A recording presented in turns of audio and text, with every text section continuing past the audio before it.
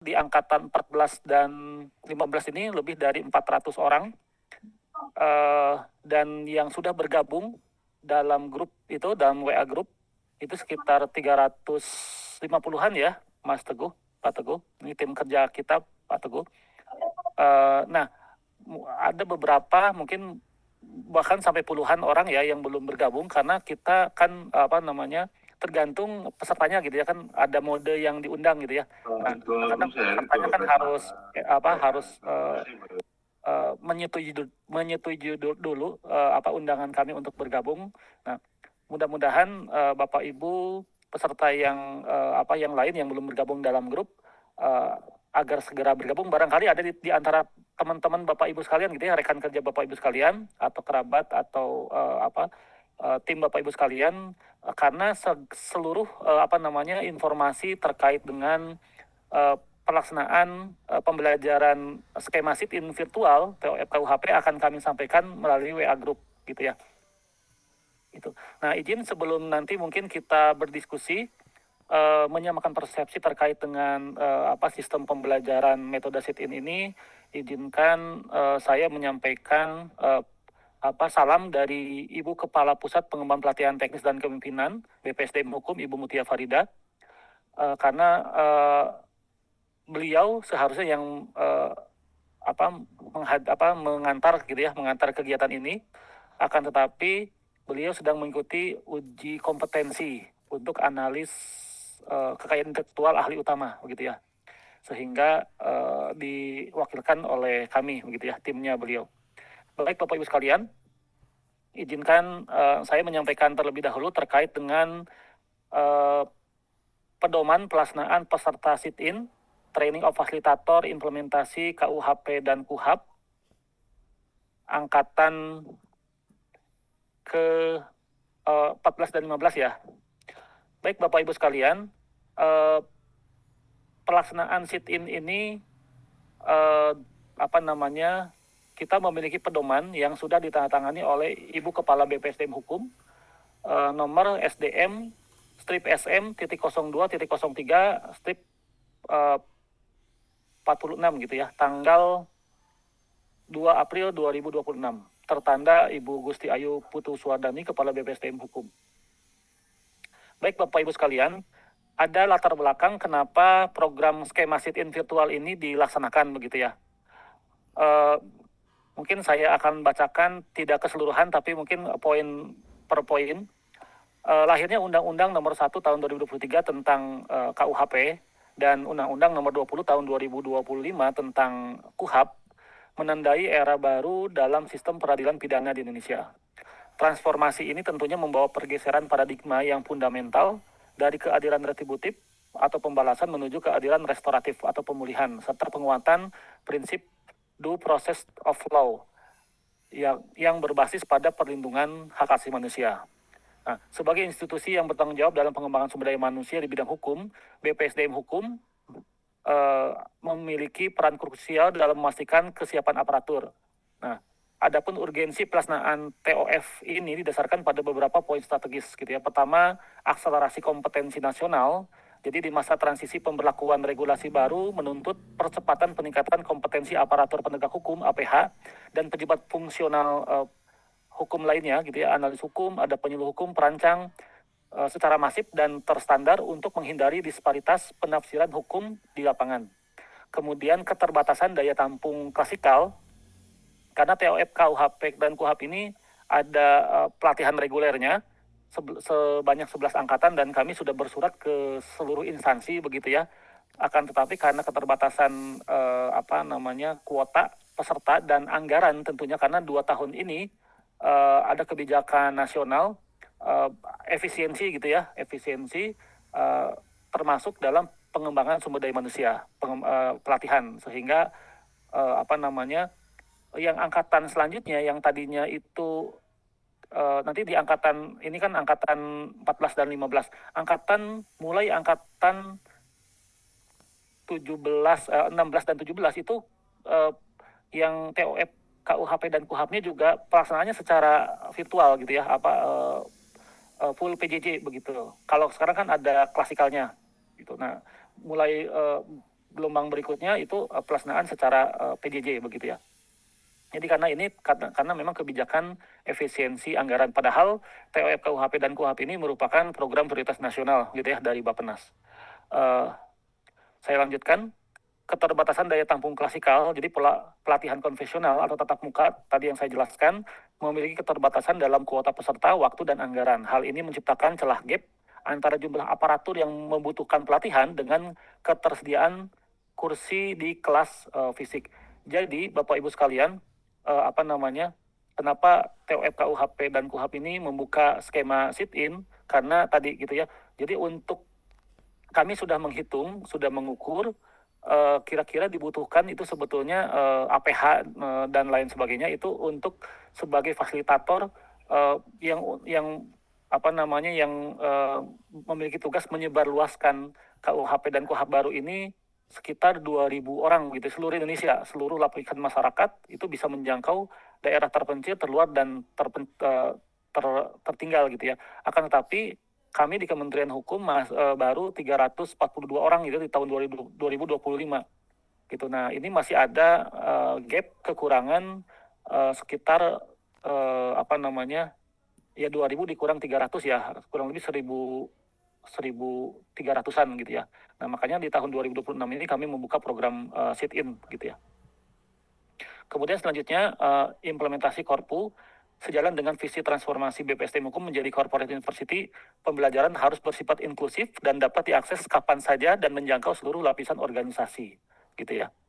Kemudian optimalisasi ekosistem pembelajaran digital dengan telah difinalisasinya 20 mode mutakhir oleh tim pakar yang merupakan perumus KUHP dan KUHP tadi, dan tersedianya infrastruktur learning management system, peluang untuk memperluas jangkauan pembelajaran menjadi sangat terbuka. Nah, berdasarkan pertimbangan di atas, diperlukan sebuah skema sit-in sebagai solusi strategis. Skema ini memungkinkan peserta di luar kuota utama untuk tetap mendapatkan hak pengembangan kompetensi melalui partisipasi virtual dan akses materi digital secara penuh gitu ya. Mekanisme ini dirancang sedemikian rupa untuk menjamin bahwa perluasan jangkauan kualitas tidak akan mereduksi kualitas substansi yang disampaikan, sehingga tercipta pemerataan pemahaman hukum pidana nasional yang komprehensif bagi seluruh aparatur. Gitu ya. Nah, mungkin Bapak Ibu mungkin pernah mendengar apa istilah sit-in ya. Nah, biasanya sit-in itu informal ya. Jadi kita ngikutin di dalam kelas pembelajaran, pelatihan atau pendidikan itu duduk gitu ya, mendengarkan secara pasif gitu. Nah, akan tetapi sit-in di sini kami di Kementerian Hukum kita formalkan menjadi sebuah metode pembelajaran gitu ya. Jadi secara bahasa, sit-in itu berarti duduk di dalam kelas, baik virtual maupun kelas klasikal tatap muka langsung. Dalam praktik pelatihan, peserta sit-in diperbolehkan mengikuti sesi pemaparan materi, menyimak diskusi, dan mengakses sumber daya pembelajaran seperti modul, namun memiliki status administrasi yang berbeda dengan peserta utama gitu ya. Di BPSDM Hukum, sit-in digunakan sebagai solusi ketika kuota kelas tatap muka atau klasikal terbatas. Peserta bisa tetap mendapatkan ilmu yang sama melalui perangkat digital atau ruang kelas virtual gitu ya. Itu kurang lebih pemahaman sit-in, definisi sit-in yang akan kita lakukan. Kemudian maksud dari sit-in tadi pertama adalah memberikan kesempatan bagi analis hukum, penyuluh hukum, perancang peraturan perundang-undangan, dan pelaksana teknis lainnya di lingkungan Kementerian Hukum yang tidak terakomodasi dalam kuota klasikal. Nah, itu juga bisa untuk masyarakat sipil dan LSM juga memfasilitasi partisipasi aktif elemen masyarakat sipil, hak asasi manusia, organisasi non-pemerintah yang berfokus pada reformasi hukum gitu ya. Hal ini bertujuan untuk membangun kesamaan pandangan antara regulator, penegak hukum, dan pengawas independen terhadap substansi KUHP dan KUHP yang baru. Kemudian juga peserta sit-in juga bisa dari akademisi dan praktisi, menyediakan wadah bagi dosen dan advokat untuk memperdalam pemahaman praktis mengenai modul yang disusun oleh tim pakar nasional. Nah, ini juga kami juga bekerjasama dengan Asperhupiki, Asosiasi Pengajar Hukum Pidana dan Kriminologi, dalam pelaksanaan TOF KUHP dan KUHP tahun 2026 gitu ya, termasuk dalam skema sit-in ini begitu. Kemudian adapun tujuannya tadi sebenarnya sudah dibahas sedikit. Jadi untuk pemerataan pemahaman substansi, kemudian standarisasi interpretasi hukum, memastikan bahwa materi yang diterima oleh seluruh peserta, baik peserta utama maupun peserta sit-in, bersumber langsung dari naskah akademik yang disusun oleh tim pakar nasional, guna menghindari terjadinya multitafsir dalam implementasi regulasi baru di lapangan. Nah, ini salah satu program yang krusial ya, Bapak Ibu. Jadi kenapa di masa transisi berlakunya KUHP dan KUHP baru ini sangat penting untuk memastikan kesamaan persepsi ya. Jadi seluruh peserta itu atau seluruh aparatur itu berhak gitu ya mendapatkan sumber langsung dari naskah akademik yang disusun oleh tim pakar nasional gitu, guna menghindari tadi terjadinya multitafsir dalam implementasi regulasi baru di lapangan. Ini sejalan dengan rekomendasi KSP dan Kementerian Koordinator Bidang Hukum, HAM,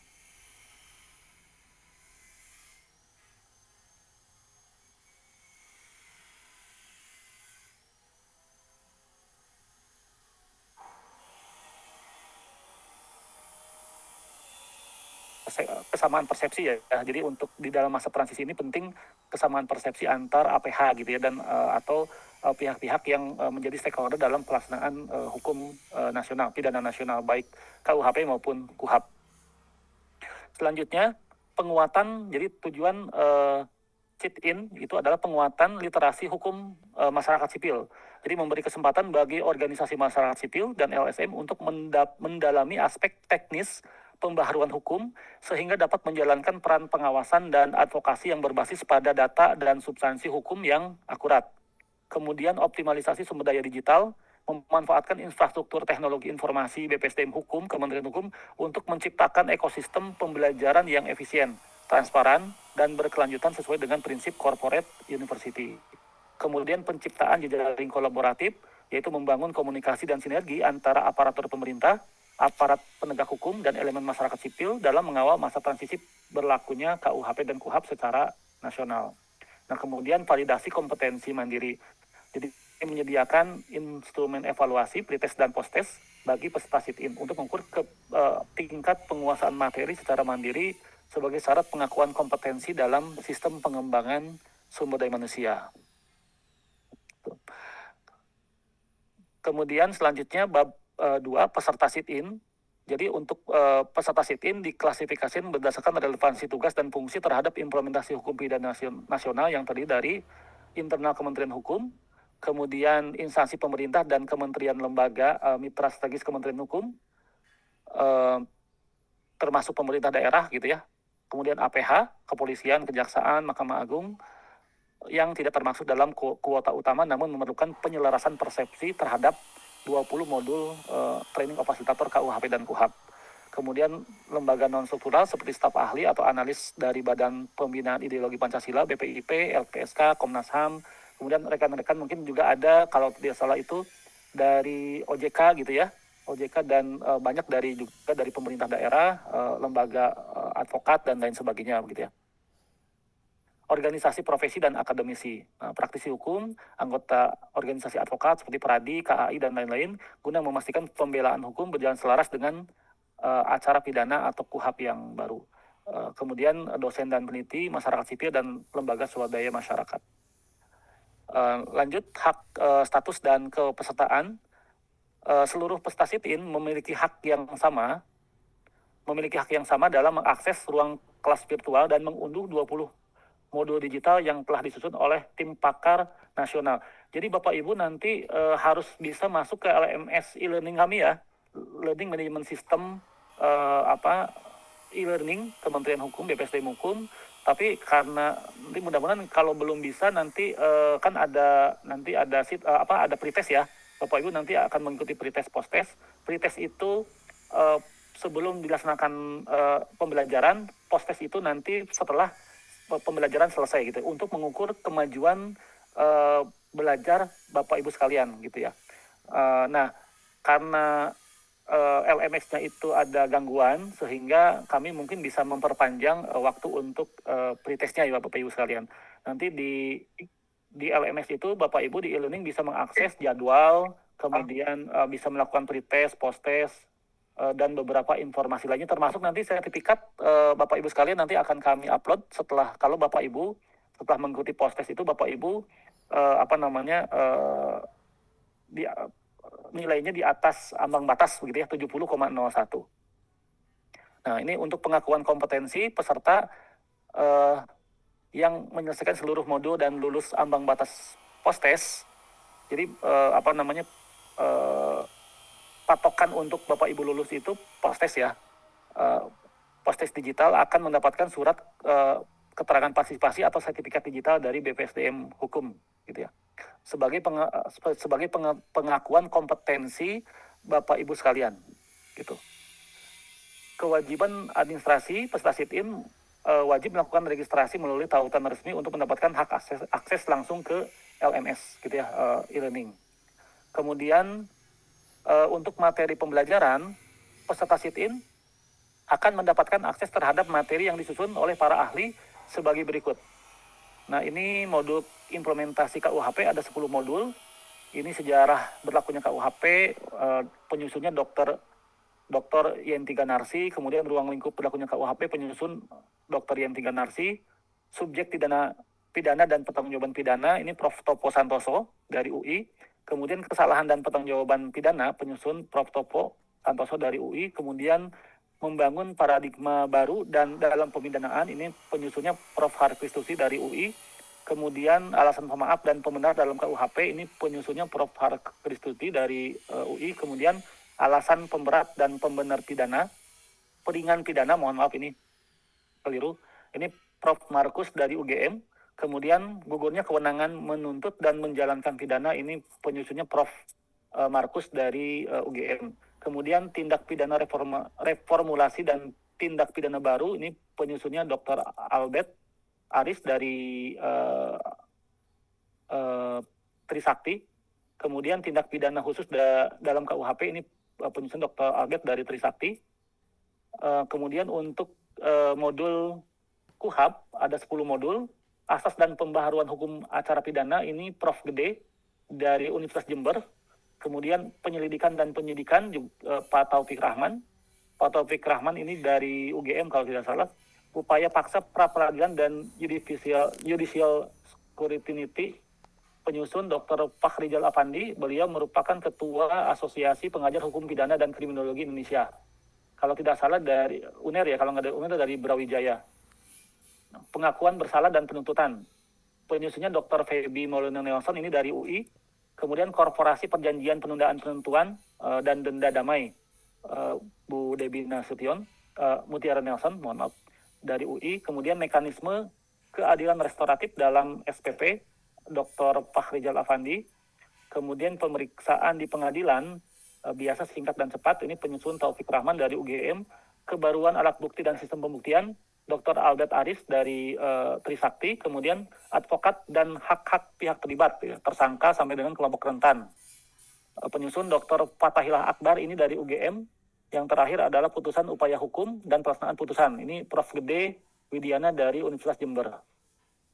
Nah, kemudian selanjutnya, Bapak Ibu sekalian, Bapak Ibu bisa mengakses 20 modul KUHP dan KUHAP ini di LMS e-learning ya. Bapak Ibu bisa mengaksesnya di LMS e-learning. Kemudian mekanisme pelaksanaan tahap pembelajaran, yaitu pertama registrasi online, peserta mendaftar melalui tautan e-registrasi yang sudah disediakan. Kemudian sesi klasikal virtual, Bapak Ibu mengikuti siaran langsung kelas secara pasif melalui Zoom atau streaming selama 7 hari. 7 hari ini mengikuti tahap klasikal atau tatap muka TOF, KUHP, dan KUHAP ya, angkatan 14 dan 15. Yang dimulai, jadi Bapak Ibu hari ini pengarahan program, kemudian besok baru mulai mengikuti Zoom pembelajaran virtual ya Bapak Ibu, sampai nanti 7 hari ke depan, gitu ya. Sampai 1 hari sebelum penutupan, gitu. Kemudian pemantauan dan evaluasi hasil belajar. Nah, penyelenggara melakukan pemantauan terhadap aktivitas peserta selama sit-in. Jadi Bapak Ibu, kami sebagai penyelenggara akan melakukan pemantauan dan Bapak Ibu diharapkan bisa mengikuti keseluruhan sesi pembelajaran, ya. Boleh off kamera gitu ya. Bapak Ibu tidak harus on kamera, jadi sit in ini Bapak Ibu bisa sambil bekerja, sambil dalam perjalanan pun bisa begitu, bisa pakai smartphone, pakai laptop, PC, iPad dan lain sebagainya gitu. Jadi lebih ini, tapi Bapak Ibu nanti tetap kami pantau. Kemudian yang kedua, Bapak Ibu nanti ada harus mengikuti pretest dan post-test gitu ya. Nah, aktivitas Bapak Ibu nanti di e-learning nanti itu akan terrecord gitu ya. Kalau Bapak Ibu sering mengakses e-learning itu nanti kelihatan per harinya. Jadi nanti itu menjadi bagian dari penilaian Bapak Ibu berhak mendapatkan sertifikat atau tidak begitu ya, seperti itu. Karena yang namanya program sit in ini kan juga harus harus terukur begitu ya, dan harus terukur. Jadi baik evaluasi penyelenggaraan maupun evaluasi hasil belajar pesertanya juga harus terukur, karena kami pimpinan mengeluarkan bukti kompetensi Bapak Ibu sekalian kan juga harus ada data evidence-nya begitu ya. Harus terukur, harus ada buktinya seperti itu.